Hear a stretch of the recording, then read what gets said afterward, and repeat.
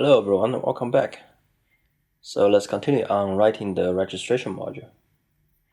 And last time we developed a register service which has some dependency on the user class, which we haven't written yet.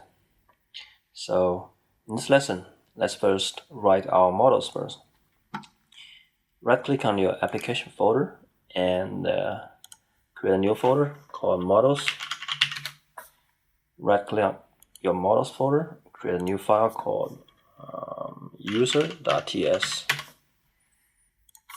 So basically it will be a simple user class which will have the same user field as in the backend.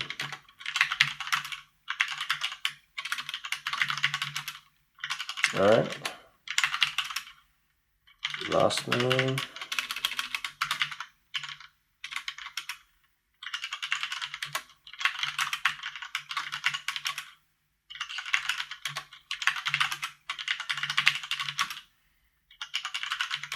and we have our date type as well. Public photo list. Okay, this is something we need to create as well. So basically there's a photo list class, photo list field, which is an array of photo type. And this photo model we haven't created. We'll just write after we finish the user model, okay?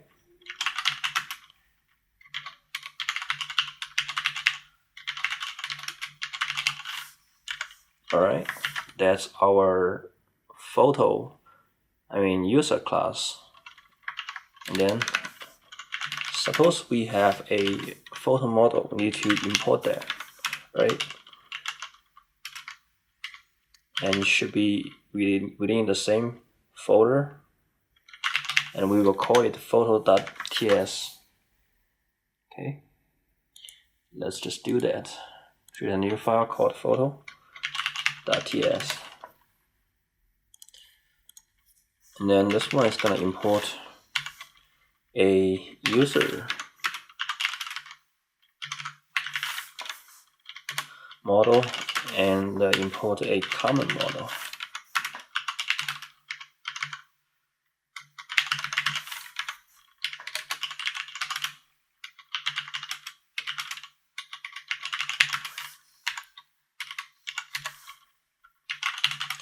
Public photo ID, which will be a number. Photo name, which will be a string. And the title, which will be a string as well.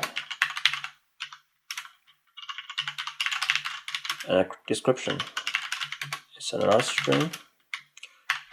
And we have a user, which is user type. And we have an image name, which is a string type. Liked by user list, user public likes number, common list, which will be a common array.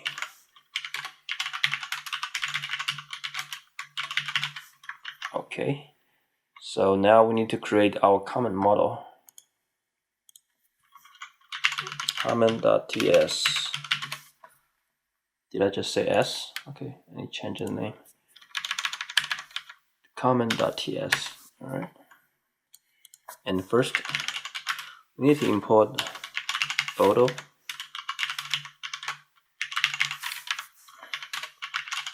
And user.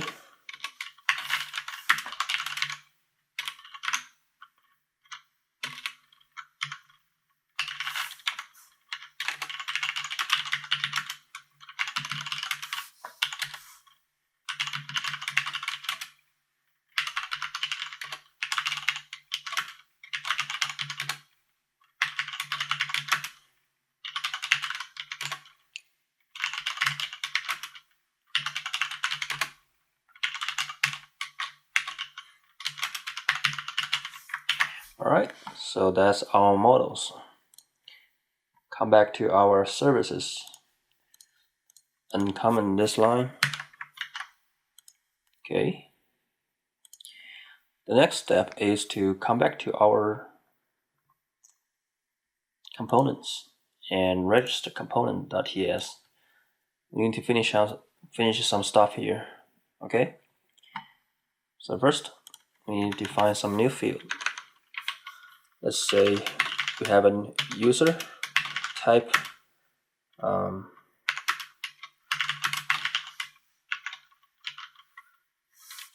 and we have to import that user model.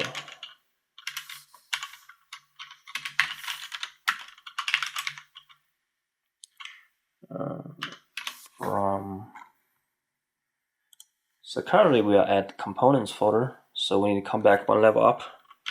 We should use dot dot, and then we're gonna descend into our models folder, and then we will use the user component. Okay, so here basically we are initializing a new user which doesn't have any information yet. Okay, and then we're gonna have a constructor to initialize a private register service, which will be the register service type. Okay, and of course we need to import that register service here as well.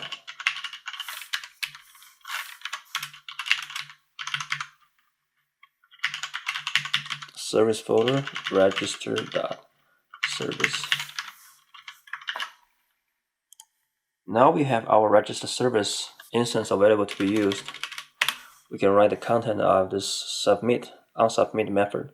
So basically this is what it does is when you click the submit button of the registration form, we should do something to send the form data to our backend, right, as the JSON document or JSON format data. All right, so first we will use this keyword to reference the register service, and then we will use a send user method,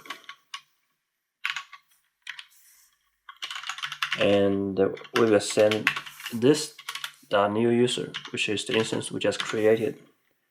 Okay, remember in the register service we have a send user method, right? That basically is a post method that we configure here. And so after we finish the service and this method, we will get something back from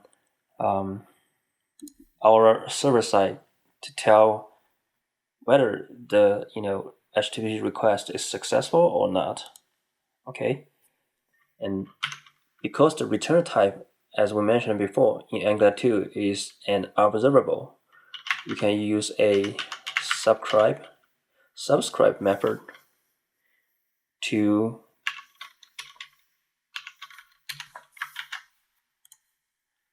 write something like this.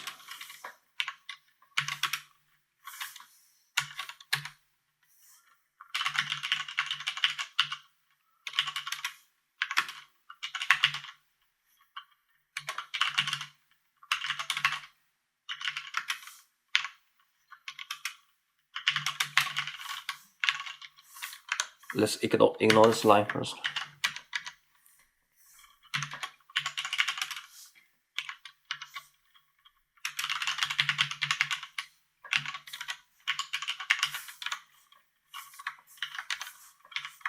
So basically what it does is that this part will send the data through the HTTP post method, and once it starts to subscribe, it means the method will be executed and get some return information. If it's successful, this one will be the data passed back. Okay, and using Angular 2's fat arrow, we're gonna do something like activities here.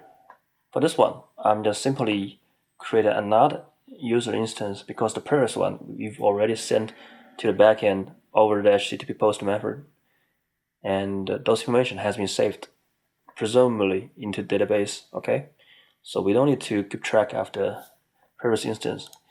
And because this new user still have the previous information, we need to create a new instance to override that. Okay, and that's if it's success. If it's not successful, we can use this error, to represent the passed back information when it's not successful by simply just printing it out in the console. Okay. All right. So that's almost pretty much for our register stuff in the front end. And the next lesson, we'll start to write the backend code to accept the data passed from the front end. All right. See you guys in the next one. Bye.